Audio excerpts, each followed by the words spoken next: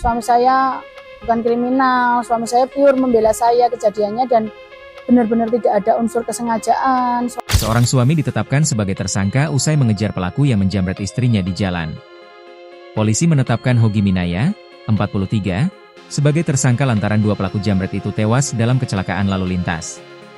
Saat itu, sang istri Arista Minaya, 39, sedang mengendarai sepeda motor di kawasan Jembatan Layang Janti, Sleman. Tiba-tiba, Arista dipepet dua orang berboncengan motor yang merampas tas miliknya. Melihat istrinya dijamret, Hogi yang kebetulan berada di belakang dengan mobil langsung mengejar dan memepet motor pelaku. Akibatnya, motor penjamret kehilangan kendali, menabrak tembok, dan kedua pelaku meninggal dunia di tempat. Arista mengaku spontan berteriak meminta tolong, dan suaminya bertindak cepat untuk melindunginya.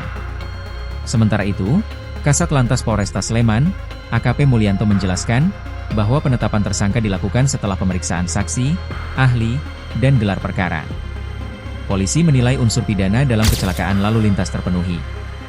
Pihaknya juga memastikan tak memihak ke siapapun, dan hanya menggunakan dalil kepastian hukum. Ia berujar, ada dua korban meninggal dunia sehingga proses hukum tetap berjalan. Hogi dijerat dengan pasal 310 ayat 4 UU Lalu Lintas tentang kelalaian yang menyebabkan orang lain meninggal dunia dengan ancaman 6 tahun penjara.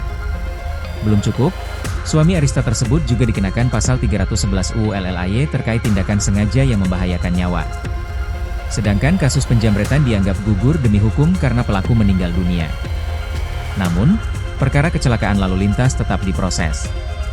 Sekitar 3 bulan setelah kejadian, Hogi ditetapkan sebagai tersangka.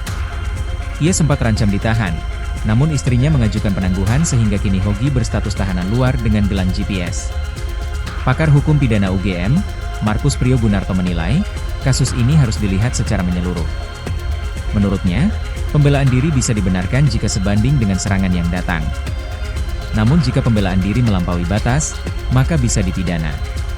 Kasus Hogi Minaya memunculkan perdebatan publik antara aspek kemanusiaan dan kepastian hukum.